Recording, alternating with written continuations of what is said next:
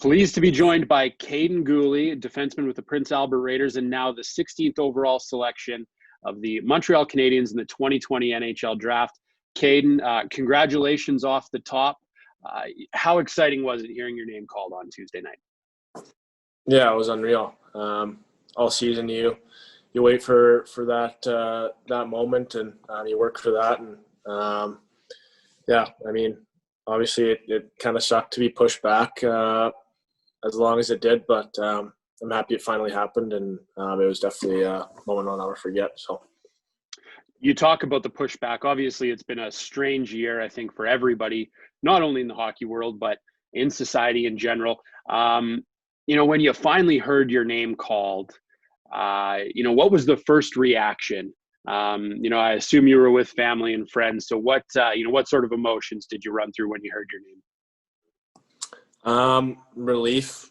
I was sweating there for a little bit. I was getting nervous. But probably just relief and excitement. It was really good that all my family and some of my close friends were there, get to celebrate it with me, supported me throughout my whole career. So I thought it was important for them to be there. And just the relief and the excitement to be with such a good organization and such a historic franchise. It was definitely very excited for that to happen. You talk about the Montreal Canadiens, obviously an original six team. An incredible history with that club. Did you have any sort of indication before the draft that maybe they were interested and you might end up becoming a Montreal Canadian?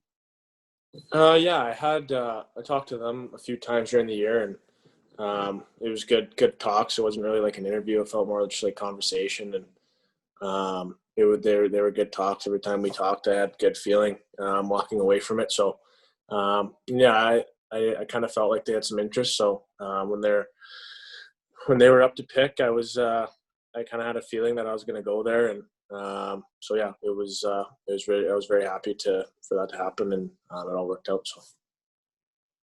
What do you think about going to Montreal? Obviously, I don't know if you speak a whole lot of French, but maybe Montreal is a pretty cool city, and I think there's a lot of fun to be had there. But what do you think about going to the city of Montreal?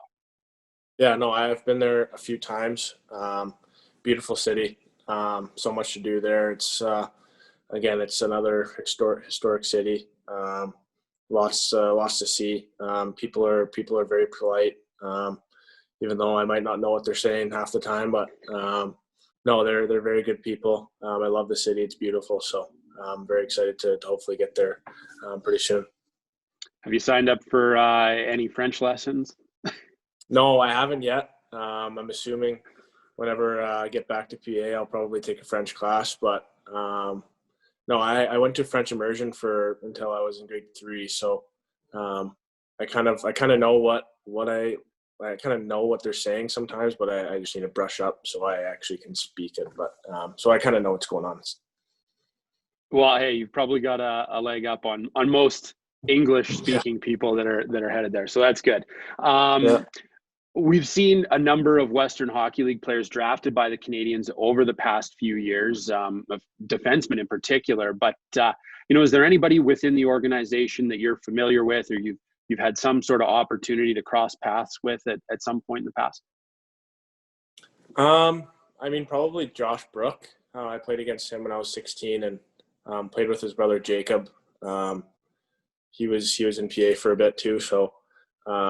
I guess I kind of crossed paths with him, kind of didn't, just played against him a few times. But from what Jacob told me, it's a good organization. And my mom was texting with Jacob and Josh's mom. She said it's a good organization. So, it's kind of neat how that all worked out. And, seems like something like that always happens. So it was pretty neat for that to happen.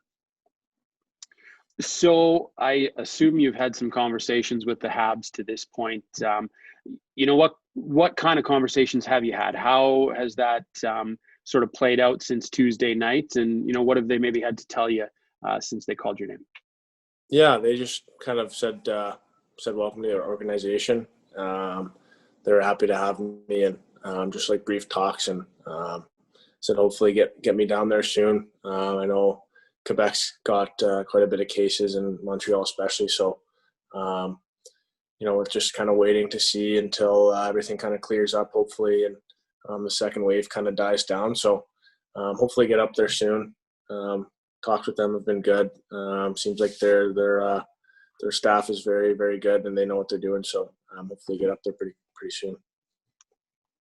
I want to take it back to this past season just for a bit here. You had a great year with the Raiders. The team wins the East Division title for the second year in a row. And for you on the ice, it was a fantastic season. So it's been a few months, but if you look back, what helped you find some success on the ice in Prince Albert? Yeah, I think just coming from my 16-year-old year, obviously had a great group, great decor. Didn't play a whole ton of minutes, so when I was 17 or going into my 17-year-old year, I just wanted to be that guy, and I was ready and I was eager to get that playing time and opportunity. So I think part of that comes with opportunity too. I mean, to be successful, you need a little bit of opportunity, need some decent minutes. So that comes into play too. But I think it's just more me wanting to be that type of player and wanting to be the guy on the ice. So I think that helps out too. And so yeah, probably just that. You won a WHL championship in your first year. You saw a bigger opportunity this past year in terms of the role you played. You look back on 2 years in Prince Albert. How would you say playing for the Raiders, playing for Mark Habscheid has really helped your development along? Yeah, no, it was Habby and Chewy have been huge for me. They when I was 16, they made it clear that they wanted to put me in my best position to succeed. Any defenseman going into a new level, it's tough. 16-year-old defenseman in the league's tough. So they wanted to make sure I was in the best position to succeed, and I wanted to, obviously you want to be on the ice as much as you can, just being a player and being a competitor. So they were huge for me, and me just kind of waiting it out and learning from all those guys, I think really helped me in my development. So they've been huge for me, and without them I wouldn't be here. So huge thanks to them and that whole team in Prince Albert. They were all great for my development. So what's the focus for you now? Obviously, the next step is to try and continue along that development path, become a full-time NHL player. What do you think you need to do in terms of work on your game in order to get to that next level? Yeah, I think just putting on a little bit more weight. There's some big bodies in the NHL, and you're gonna have to be able to hold your own against them and not get creamed by them and not get crushed. So probably that, put on a little bit more weight. And I think too is a big thing. The game's so fast now. You need to be able to move the puck quick and under pressure. So I think that's a big thing is once you get the puck, you got to know where everybody is and what's open. So I think that's a big thing too, is just getting the puck and then moving it quick under pressure. That's something that I noticed that good defensemen do in the NHL. So probably those two things, and obviously like offensive game, I'd like to improve on too in the NHL. So I think those two things is what I'd really like to work on to hopefully get there. Somebody else that who's going to be going through a similar process is Ozzie Wiseblad, a teammate of yours in Prince Albert.